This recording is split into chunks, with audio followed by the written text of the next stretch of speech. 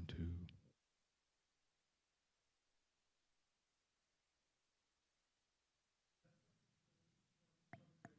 3, 4, 5.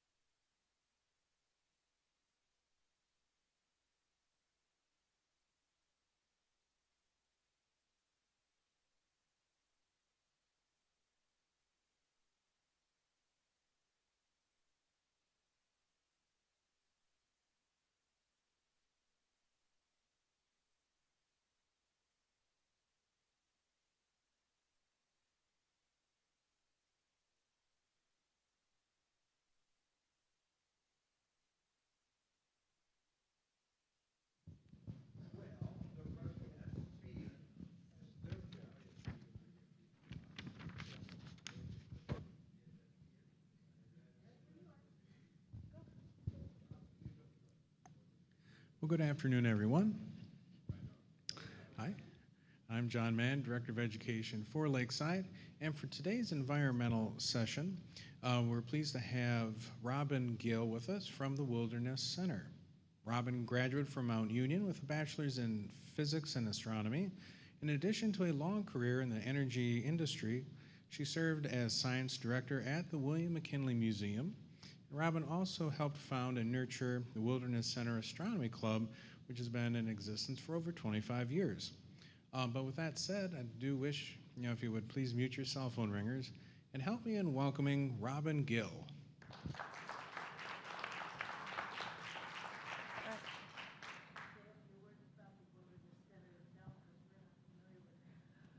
Oh, they want me to say a few words about the Wilderness Center.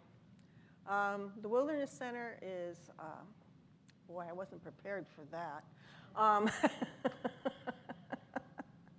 We are located down in the southwest corner of Stark County, just outside of the little town of Wilmot, Ohio. We have been around since, how long? 64, thank you. We do nature education, conservation, and we also reach out to the community with all of our educational opportunities. We have several hiking trails at the main track. We also have several tracts of land in other parts of surrounding counties that we are also conserving. So we keep ourselves quite busy. Well, thank you first for having me here today. I really appreciate this opportunity to talk about something that is so near and dear to my heart, dark skies and what we can do to make them dark again. The term light pollution was originally coined by astronomers, but today it's being used by environmentalists, biologists, physiologists, neurologists, any field that is studying how light pollution is affecting the environment, affecting humans. And losing the night is not just about losing our view of the stars now, because what we're finding out is light pollution does affect every living creature, every living plant on Earth. So during this presentation, I am going to first tell you about how it's affecting us, the different ways that it's affecting us, and then what we can do as individuals, because this is one pollution.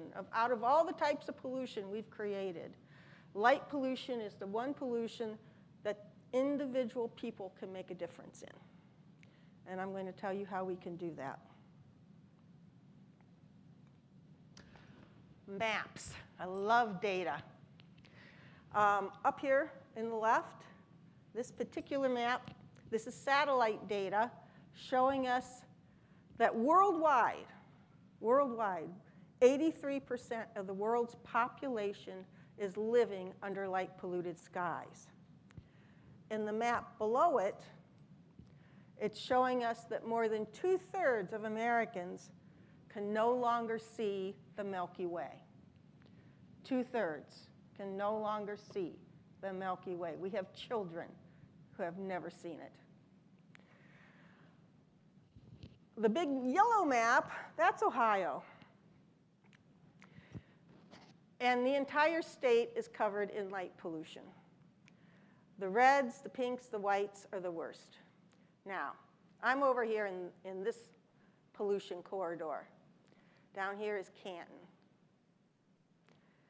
So I live near Canton. The Wilderness Center is over here, very much affected by the light pollution of Canton and Massillon and Worcester. And somebody's going to correct me if I don't get this right. But today, we are right in here about. So you also have a great deal of light pollution in this area.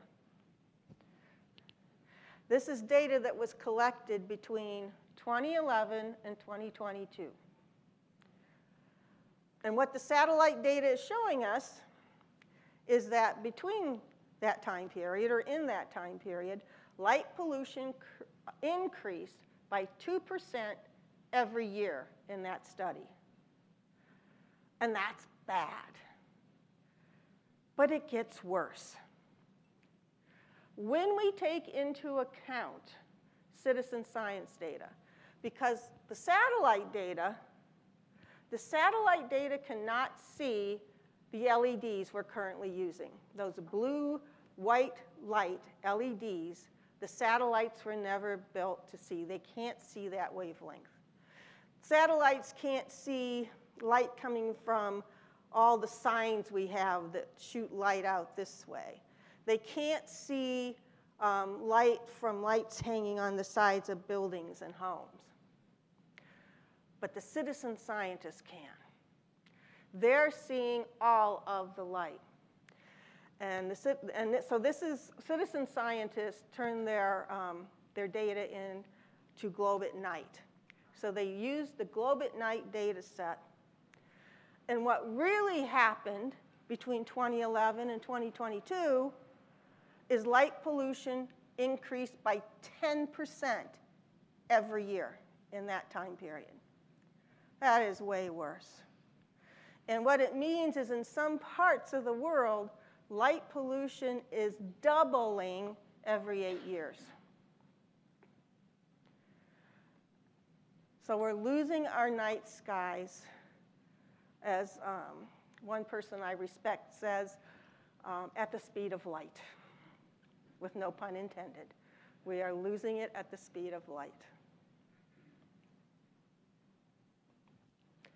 This is the Bortle scale, and as you can see, it goes from levels 1 through 9, with 1 being the most excellent sky, no light pollution, none, to inner city. This was created by an astronomer, and what it's doing is it's measuring this, it's quantifying the astronomical visibility of celestial objects and the interference caused by light pollution. What it gives us is a qualitative assessment of light pollution at a given location. At the Wilderness Center, where I take data, we're at 4. Our sky's a 4 at the suburban rural transition. Where I live outside of Canton, I'm between a 7 and a 6. And you can judge, you all know what your skies look like at home at night. You can judge where you are on that scale.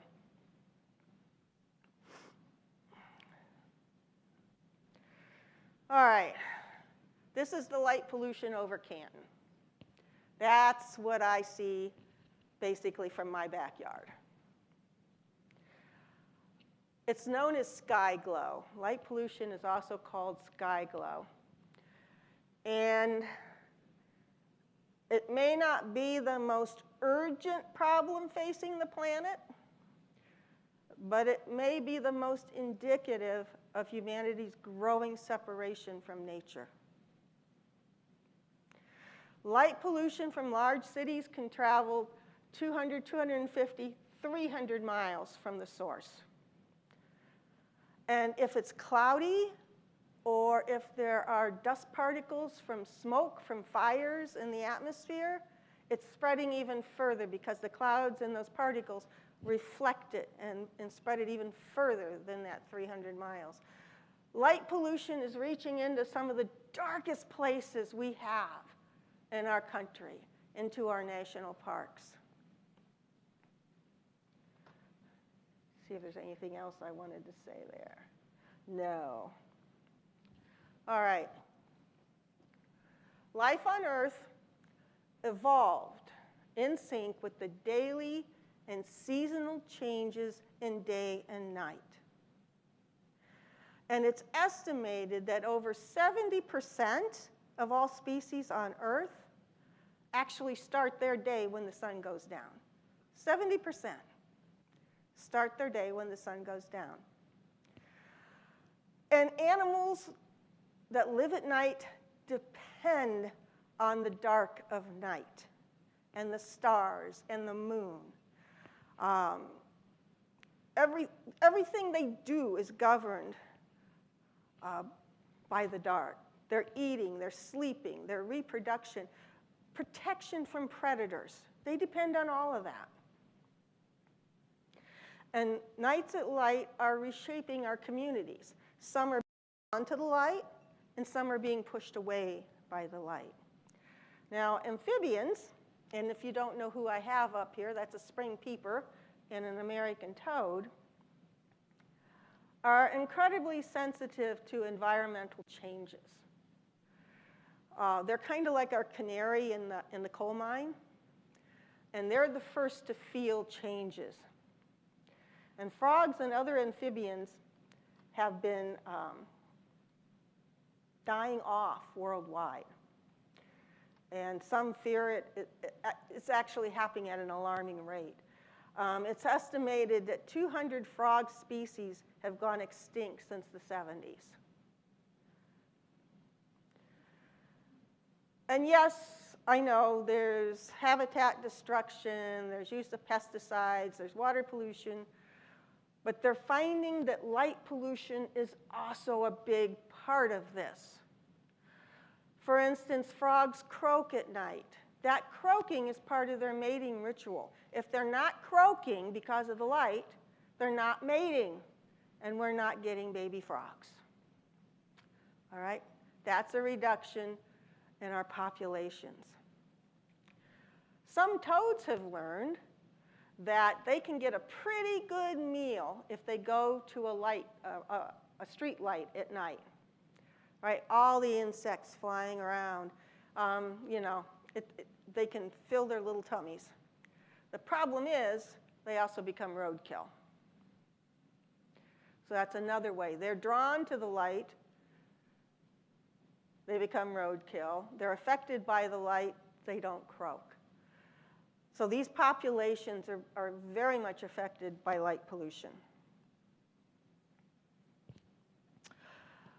Artificial light at night is having a devastating effect on birds, especially during migration, where every year millions of birds die in collisions with brightly lit buildings, every year.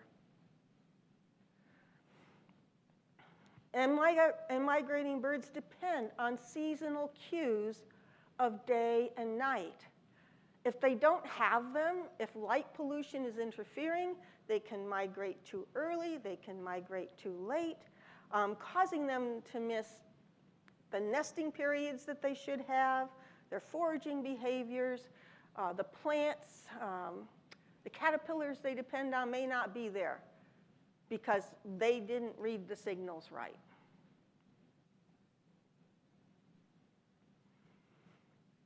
Owls. Oh gosh, they're such incredible little creatures.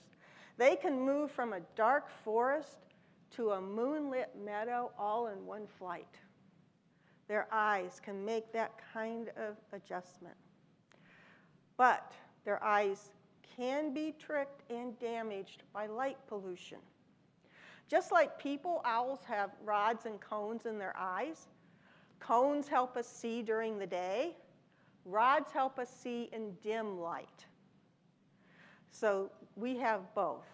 We're better in the day, though. This owl, barn owls, in their retinas, it's 93% rods, 7% cones. They are built for the nighttime. They're built for hunting at night. But light pollution, especially the blue-white light of the LEDs we're all using, can actually cause blindness with too much exposure. And that's not, we just have to stop that. We can't be harming these animals. Night herons, they got their name because they hunt at night. And they hunt at night, they evolved to hunt at night, so they didn't have competition from the herons and the egrets, the bigger birds. They also do an incredibly elaborate courtship ritual display when they're courting and mating, and it's all done at night. If you've ever seen it, I haven't seen it live, I watched it online. It's incredible what these birds are doing at night.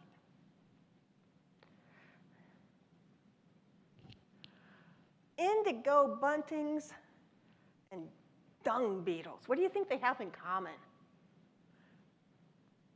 They use the stars to navigate.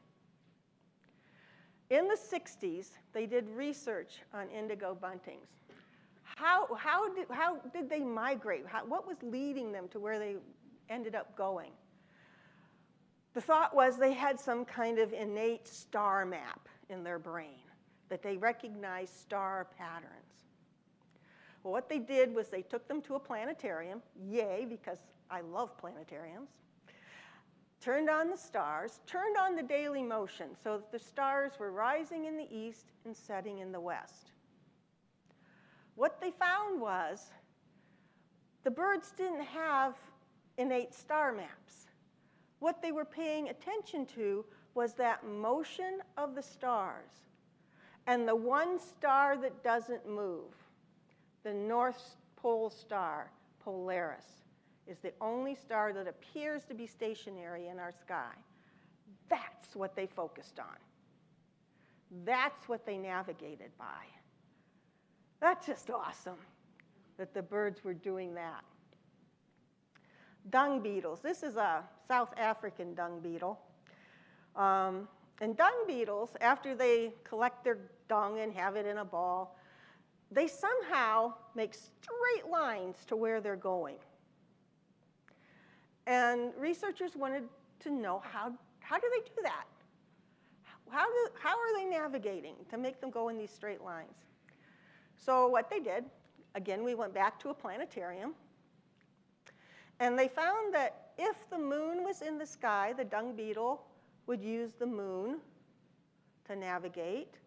If it was new moon, where there was no moon in the sky for them to see, they were using the stars. So what they did was they made little hats and put them on the dung beetles so they couldn't see the stars anymore. And when they did that, those beetles couldn't make a straight line to save their little lives, okay? They were everywhere. Then what they did was they turned on just the Milky Way. These are the stars at the edge of our galaxy. The dung beetles use those stars to navigate. See, that gives me goosebumps just telling you that. They're using the stars at the edge of the galaxy to navigate. Once they could see those, they were back to their straight lines.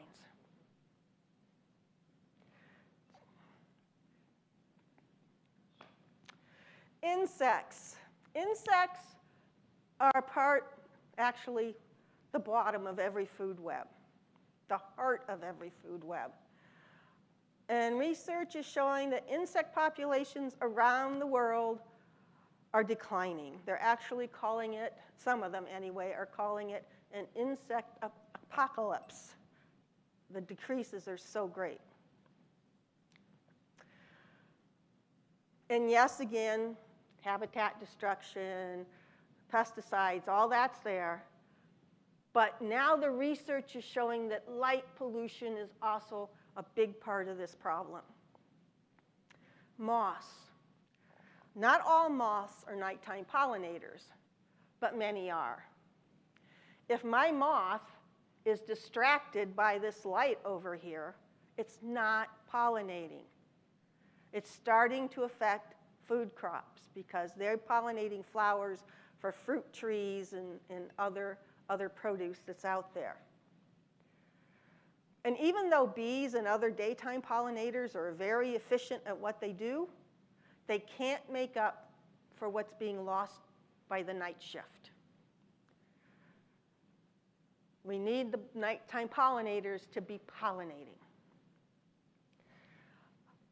The insects that we see flying around those lights at night, a third of them will be dead by morning, either because of exhaustion, because they just flew themselves to death, or predation.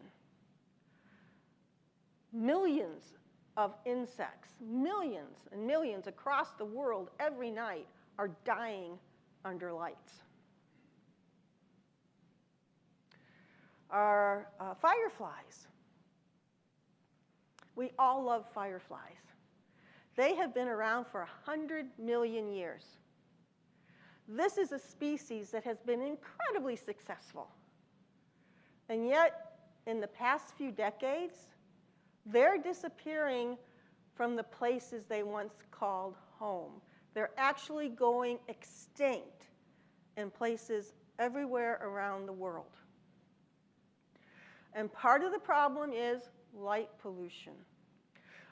When these insects, when that bioluminescence and they're blinking, what they're doing, the males are talking to the females saying, here I am. With light pollution, they can't see each other. And if they can't see each other, they're not mating. Also, the blinking is protecting them from some of their predators. Predators seeing blinking things, they stay away from them. But with the light pollution, they don't see the blinking, so the predators are eating more of the fireflies. And I know even down at the Wilderness Center, because, well, we're the people out at night because we're doing astronomy, we don't see the fireflies we used to see down there, which is a sad thing. Now, I put the mosquito up here. Well, most people don't like them to start with. But the daytime mosquitoes that are biting further into the night because of light pollution. They don't know it's not dark. They should go hide somewhere. They're still biting. And the researchers are concerned about this because they are expecting to see increases in mosquito-borne diseases being transmitted, like Zika and some of the others that we're seeing now. More mosquitoes working longer shifts.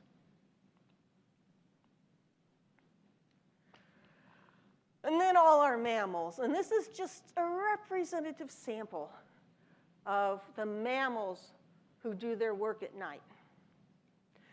And all of them need the dark for feeding, for mating, building their homes. The beavers build homes at night. And they avoid predators that way. All of them also need the night. But it's not just the animals. Light pollution harms plants as well. In this picture, the part of the tree closest to the street light has become confused. It apparently changed the color of its leaves late, and it hasn't dropped them yet, like the half of the tree that was probably protected by that part of the tree. Trees, plants, they all grew up in the same day-night cycle as the animals, as all of us.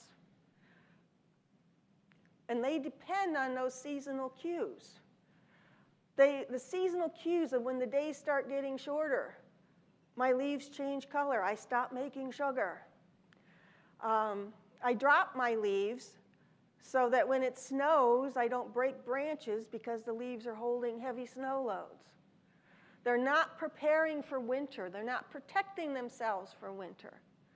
And this tree may not die in the next season, but it's being harmed every day by that light pollution. And it's the same way with plants in our yards. I see uplights shining on trees, and I know the guys who put them in and the landscape people say, oh, this is so beautiful, and it is pretty. I know that. But we're damaging them. We're damaging our trees by putting lights on them at night. This is another example, and I love this one. This is a soybean field in Alabama somewhere. I think northern Alabama. And here is a light pole. And there's a light out at the end of this arm. This part of the soybean field, the light affects. These beans have not received the seasonal cues that I should mature so that I can be harvested. Whereas everything outside of the light's range, they did mature and will be harvested in the way they should.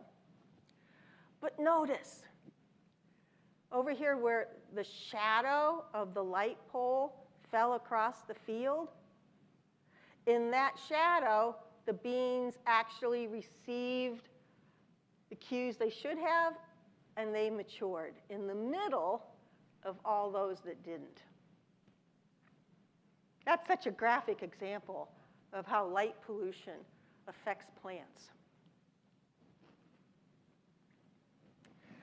All right, this information from the Department of Energy, and I know it says 2011 up here. That was the last time they updated this. And they only do it every so many years. It takes a lot of work.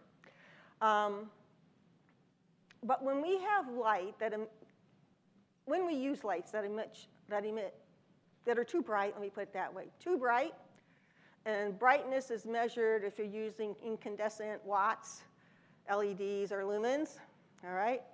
The more watts or lumens you use, the brighter the light, the more you're paying for that, all right? And also, if you're using lights that are on all the time that don't need to be on, you're paying for that. And that's a huge economic, and it has huge economic and environmental consequences in doing that. And what I did was I went out here and I looked up some newer numbers. And it's estimated that at least 30% of all outdoor lighting in the US, so about a third, is wasted, mostly by lights that aren't shielded. That adds up to $3.3 billion a year. $3.3 billion wasted on lights we didn't need. And it's releasing 21 million tons of carbon dioxide. Now, to offset that carbon dioxide, we'd have to plant 875 million trees every year. That's a huge, huge number. And I can tell you it's not being done. Wildlife and plants aren't the only things affected. We are affected too. And there's no doubt that artificial light has revolutionized the way that we live and work at night. But it has come at a steep price, because we too evolved in that day-night cycle, what we now call the circadian rhythm. And we developed melatonin. It's a hormone that we have, and it controls so many things in the body. When we're exposed to the higher color temperatures, the blue-white light of the LEDs at night, and from our computers and whatever else we're using at night, because that's all blue light as well, the melatonin is being suppressed. And that suppression is having an effect on us. And this research started off slowly, but boy, is it picking up steam in the last few years of doing research on people and light pollution. And what we're finding is it has many negative effects. It increases our risk for obesity, depression, sleep disorders, diabetes, many cancers, and especially breast cancer. And artificial light at night is everywhere. Even if you're trying to sleep in your bedroom, if you don't have blackout drapes, you've got light pollution coming in your windows, right? A lot of people do. So we have to be very careful. We need to be aware of what light pollution is doing to us.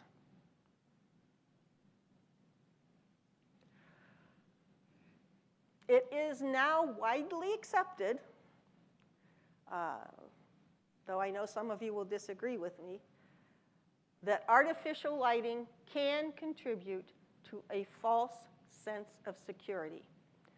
The mantra has been, the bigger and brighter the light, the safer we are. Actually, the better the light, the safer we are. Because our big bright lights can make us feel safer, but research is showing it's not true. And a few examples here. In Chicago, they must have a lot of alleys. And they weren't well lit. They were not lit at all or dimly lit. And they had a lot of crime. So somebody said, okay, let's just put lights in all of these alleys and the crime will go away. And then somebody else said, well, before we spend all that money, why don't we do a research project and see whether that's really true or not? So what they did was they took 3 alleys and lit them up really bright. And then they left 3 alleys alone that were either dark or poorly lit. What they found out was that crime went up in the brightly lit alleys. Criminals need light to do what they do. If you're going to do graffiti, you need light. You apparently need light to do drug deals. You apparently need light to do drugs. And just about every other type of crime that is done in alleys, it went up. Our own homes. We might be setting ourselves up there as well. Brightly lit houses from the outside and the inside are easier for criminals to break into. It's easy for them because they see everything. It's very easy to case a house that's this brightly lit. They can tell when you're home and you're not home. You've lit up every door so they know where to get in. Once they get in, they can very quickly find what they want because the houses are so brightly lit. Now, a house like ours, we have no lights on at all at night. It's totally dark outside our house. Someone would have to find their way around our house with a flashlight. If you're creeping around somebody's house with a flashlight, somebody's going to notice that, either you yourself or a neighbor. Dark houses are harder to break into. They're not going to waste their time there because it's harder. They're going to go to the house that's well lit, or the building that's well lit, a business that's well lit. It's easier. The FBI did a research study that showed most property crimes occur during the light of day. Criminals need light to do what they're doing. Street lights at night. And you can see these are, what do I want to say? Very bright. They're causing us to have to squint, perhaps, to look at them, right? When we squint or when we have bright lights like that, our retinas constrict. We can't see it's blocking out a lot of that light, making it harder to drive. Several research studies, more than several, have now been done on traffic. And at least 2 cities in the United States have now changed out all their street lights to dark sky friendly lights with a warm color temperature. They removed some of them because research has shown you don't need them all. We put up way too many lights. You don't need them all. And what they also did was they put their lights on timers so that the lights actually get dimmer as the night goes on. And nobody noticed. Nobody said anything. They were expecting a lot of complaints. And they didn't hear a word because the streets were safe. People could see what they were doing. And other studies have shown like at intersections, if you take some lights out, make them less bright, it made no difference whatsoever in traffic accidents, whether it was between cars or between cars and people. Made no difference.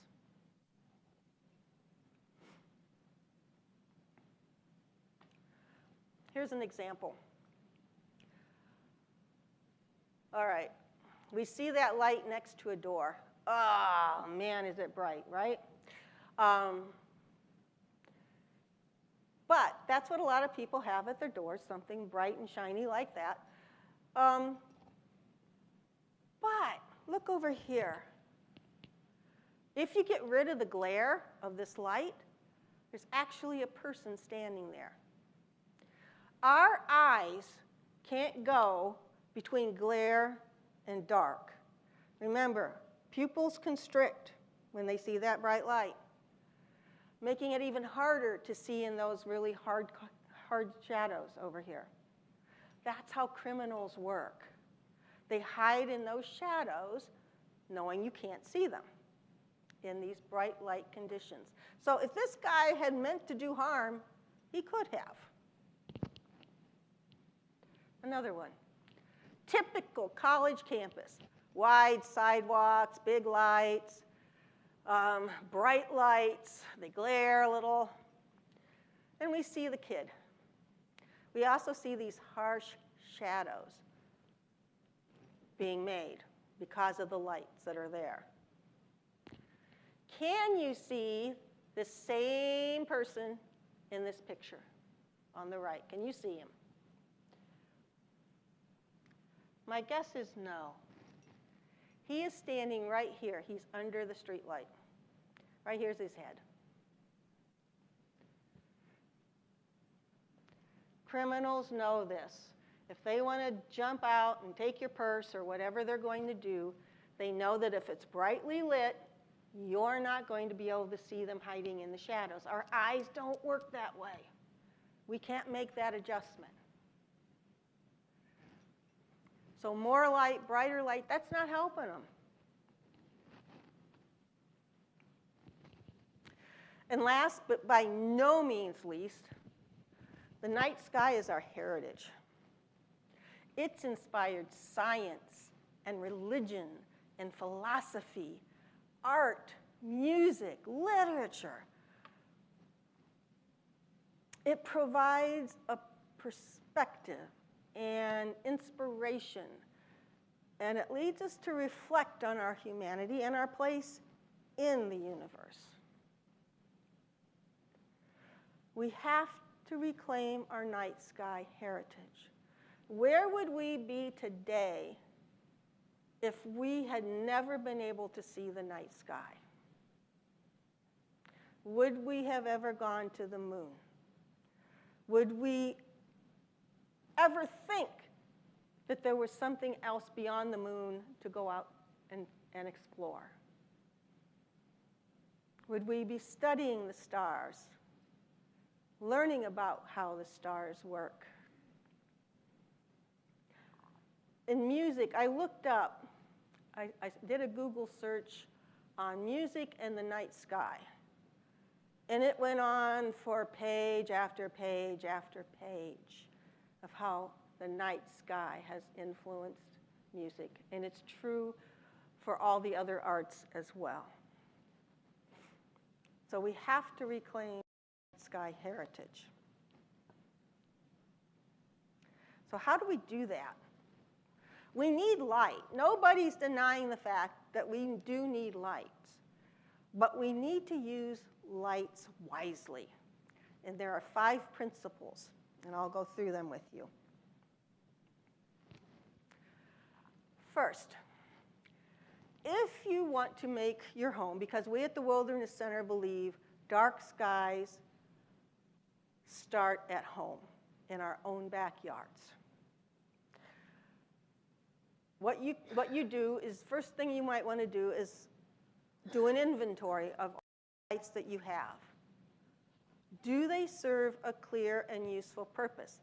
They're either used for wayfinding or for a specific task, like putting your key in the door or maybe being able to see a door to an outbuilding.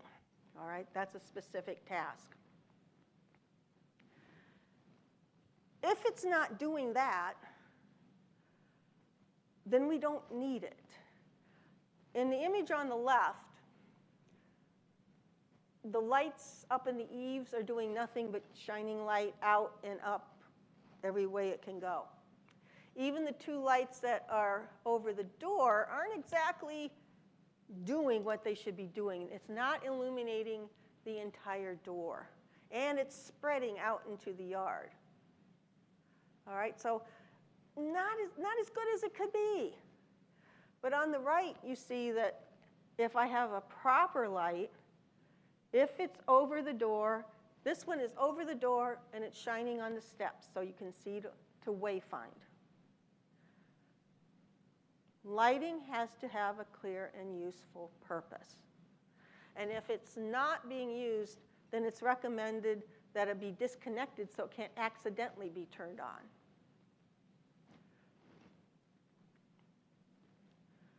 Does the light fall only where it's needed? Again, if the light is spilling up into the sky, out into the yard, or even into the neighbor's yard, right? That happens, then it's not where it's needed. And what we need to do in this case is use fully shielded fixtures to get the light where it's needed. All right? Now, here's an example of from really bad to good lighting. This is a fully shielded fixture. This is what we're talking about. It's solid, light's not coming out the top or the sides anywhere, fully shielded, and the lamp that's in it is recessed in. When you look at a fully shielded fixture, at eye level, you should not be able to see the lamp. The lamp is up inside. If I can see the bulb, then the bulb is spreading light where it doesn't belong. So fully shielded fixture. As opposed to this one, which represents a whole lot of the kinds of lights that we see. A lot of them bigger than this one. But they're not fully shielded. These lenses are designed to throw light out. All right? So the lens is bad, and I can see the light bulb. This is not a fully shielded fixture. It's not putting all the light where it's needed.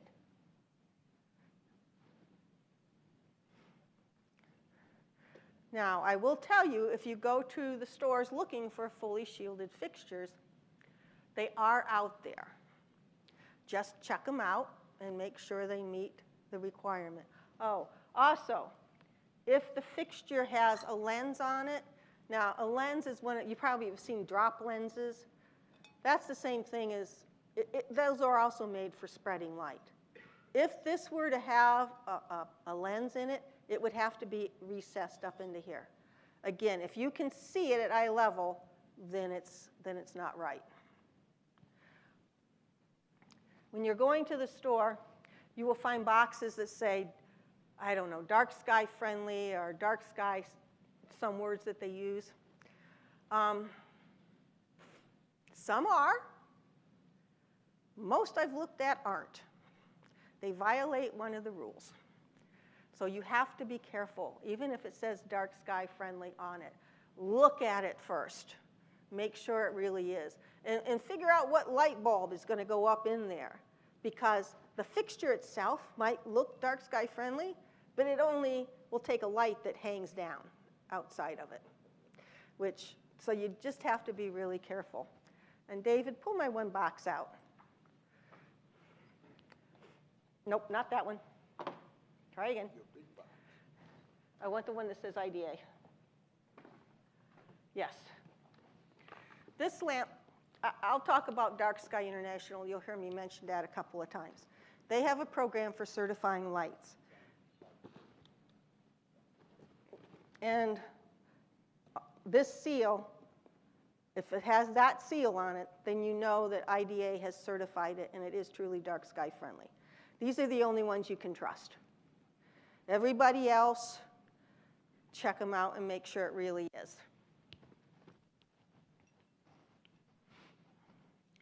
I think I've taken care of fully shielded.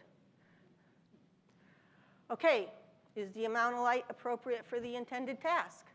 By amount of light, we mean how many watts or lumens are you using?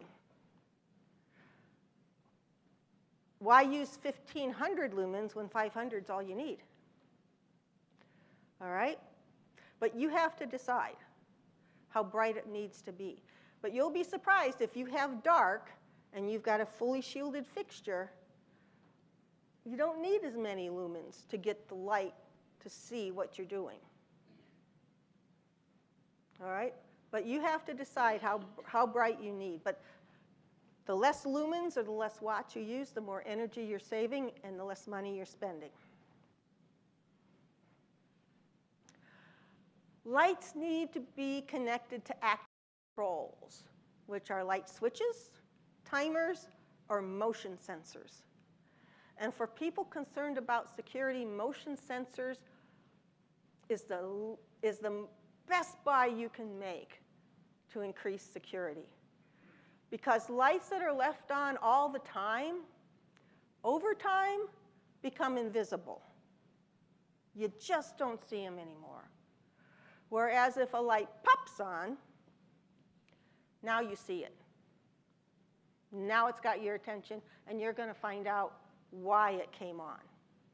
Now, the person who made it come on isn't going to know, did it come on automatically, or did somebody see me and turn the light on? Either way, it's just become too hard for them, and they're going to move on. Motion-activated lights are a true security thing you can be doing. And just be sure you can adjust when they come on. You just have to make sure they don't come on for the raccoons and the possums, okay? That's a real pain in the butt. But make sure they're seeing people. Timers. It's recommended by Dark Sky International that lights go off at 9 or 10 o'clock at night. They don't need to be on all night long. When you go shopping for light fixtures, you will see some that proudly say, we are dawn to dusk. That means they're on all night long. Avoid those. The timers, if you set them correctly, 9 or 10 o'clock at night, perfect. Oh, and with the motion sensors, they should be set so that after about 5 minutes, they go off. 5 minutes or less. And of course, switches. You're in control of how much light is on or how your lights are acting. And that's what you want. Okay, is the light source warm? Now we're talking about color temperature. Dark Sky International recommends 3,000 Kelvin, and that's how light temperature is measured, is in kelvins. 3,000 or less is considered warm. They actually just put a paper out, which is probably a year or so old now, that says 2,200 Kelvin is more than enough for most nighttime applications. And what that means, above 3,000, that you're getting into very blue-white light, 4,000, 5,000. That has way more blue-white light in it. 2,200 Kelvin has less blue light than 27, and 27 has less than 3,000. And I know there's all kinds of options for light, for lamps, bulbs, in the 2,700, 3,000. And the 2,200s are also becoming way more popular as well. But, and to know, the boxes will tell you what the color temperatures are, as well as how many lumens it is. And also on the newer bulbs, the color temperature is on there. And on my bulb here, it's right here. And this one is kind of fun, and it's great for demonstrations because I can choose between 2,700, 3,000, 3,500, 4,000, and 5,000. I love these for demonstrations. But I'm setting them at 2,700 because I don't need anything more than that. And notice in these pictures, the bugs love the brighter lights, right? They are drawn to that blue-white light. They're just sucked in. Whereas the warmer light, they don't care. The moths will keep doing their job if we use the warmer color lights. Now I'm going to leave you with some tools, and they're laying up here, that you can use. If I've inspired anyone to go home and maybe look at your lighting and perhaps make some changes. And I know that lighting is expensive, trust me, I know. But you don't have to do it all at once either. You can do it a piece at a time until you get everything done that you want done. You don't have to do it all at once. And we have an inventory form, and I got this right off of Dark Sky International. It allows you to go out and inventory every light.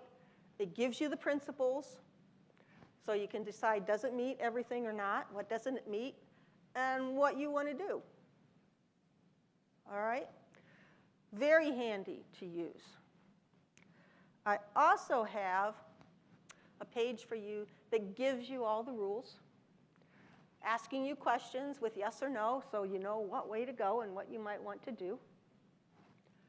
And I'm also giving you examples of what are unacceptable lights and what are acceptable, fully shielded, dark sky friendly lighting options.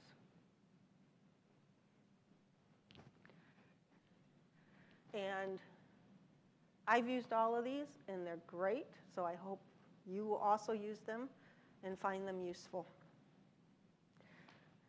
Now, Dark Sky International, they are the globally recognized authority on light pollution issues and night sky conservancy. Now, their purpose is to protect the night sky from light pollution. Their vision is the night sky filled with stars, celebrated and protected around the world as shared heritage benefiting all of us, all living things. Now, they do have several different programs. One of them is their Night Sky Places accreditation. And currently, they have accredited about 170 night sky places, protecting over 68,000 square miles of dark sky places, and that's around the world. And the places include parks, reserves, sanctuaries, and urban night sky places. And I mentioned that they have a fixture accreditation program, and they've certified over 1,000 lighting fixtures that are available on the market now. I personally am leading the effort at the Wilderness Center to obtain our Urban Night Sky Places accreditation. As a part of our initiative, the center will become an example of correct outdoor lighting practices. We're currently providing and will continue to provide nighttime nature education opportunities. We want people to understand the night and the creatures in the night and why the night is so important to them. We just did a bat program last week. We've had moth programs, coyote programs, owl programs. And some of these we tie up with a star watch afterwards, so you can come down to our observatory after that and even observe the stars in the night sky. So we're doing all of that education. And then I'm also doing what I'm doing here today, which is educating members of our community and members outside our community about the importance of preserving our dark skies. So with that, questions? Yes? Okay, I can see you're really preaching to the choir. But I become very discouraged because as we live in Dayton, Okay. we drive downtown, every building is fully lit. And I know they will say it's security or something, but you got 10 floors, every light is on in these buildings. What is being done to discourage or to talk to government owners, store owners? There are people across the country working on those very issues, trying to make people understand, trying to get lighting ordinances changed within the cities. Because we're living with old lighting ordinances. Pittsburgh is one of the most recent nearby cities that has made changes to their lighting ordinances. They're not forcing people right now to change the lighting on their buildings, but if they do any remodeling, they have to bring it up to the new code, and all new buildings and highways, street lights will be changed. So it's going to take time because it's expensive, but that's how you get to them. How about signage? Because all these signs are blasting out. Yes, that's part of lighting ordinances. Yeah, that's part of lighting ordinances. And we've got to get through to people that we can't do that because, yes, they are a big part of light pollution. More questions? Robin, thank you for your presentation. Very good. I just want to express my current pet peeve is the bright lights on the new cars. I drive a small car.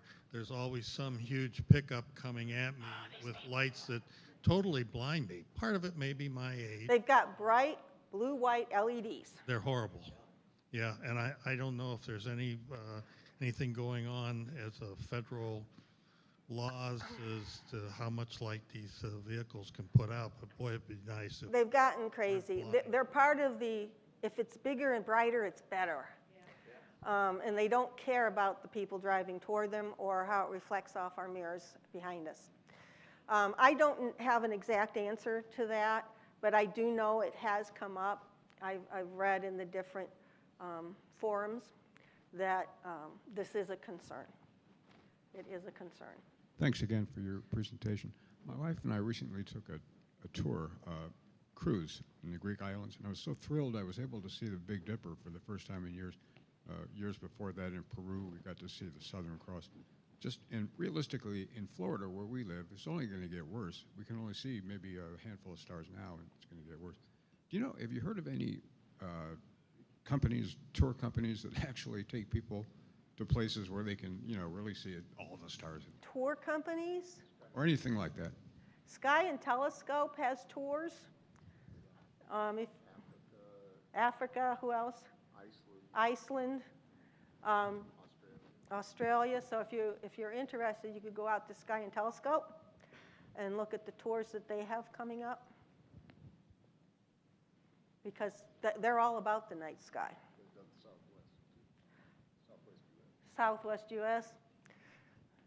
Depending on where you go in the Southwest U.S., I'm going to stick with most of the national parks now have their dark sky accreditation.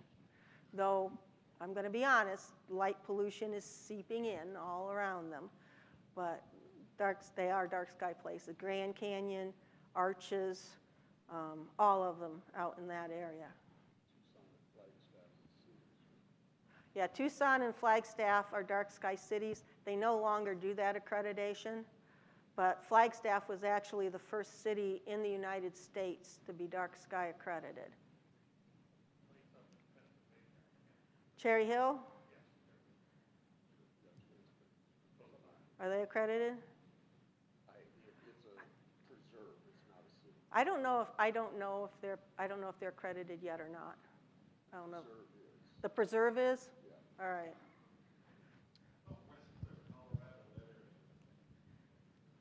I don't know. I don't keep track out there that well. But if you go out to international, go out to Dark Sky International, and you can get a list because there's a database of all the dark sky places across the world. If you go out to Dark Sky International.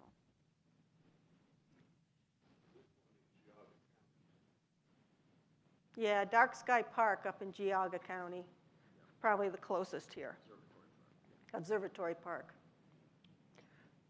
Yeah. Are there any tax credits available for any of this to the communities? I'm not aware of any.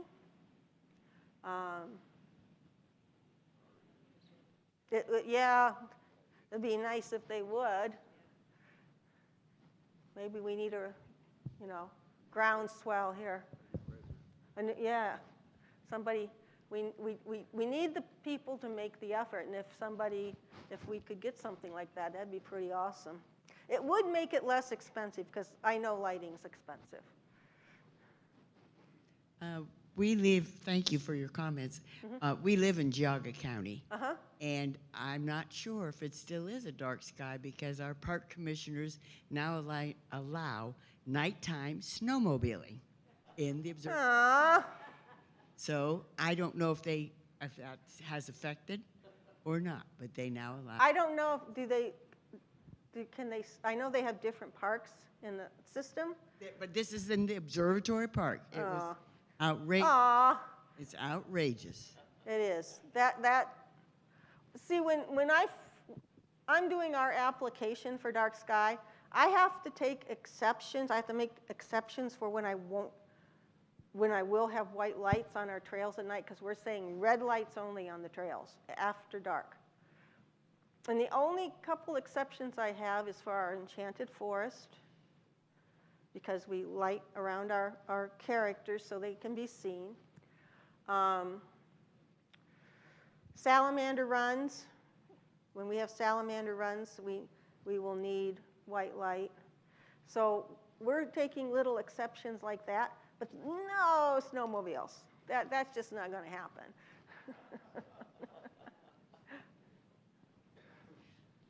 Hi, thank you for your enlightening presentation. Thank you.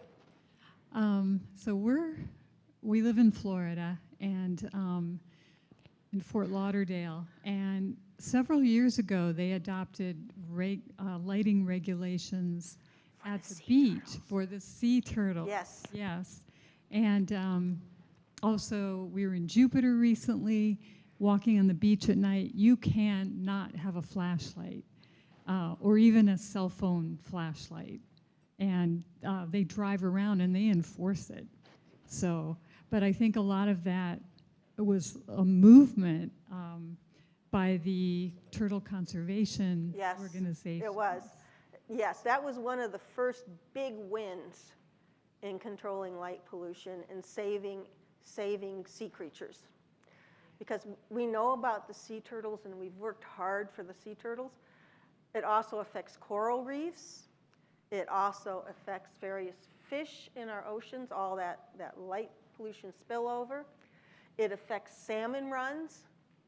If there are lights, if you have salmon coming upriver and there's a bridge across the river and there's lights on it, the salmon dead stop.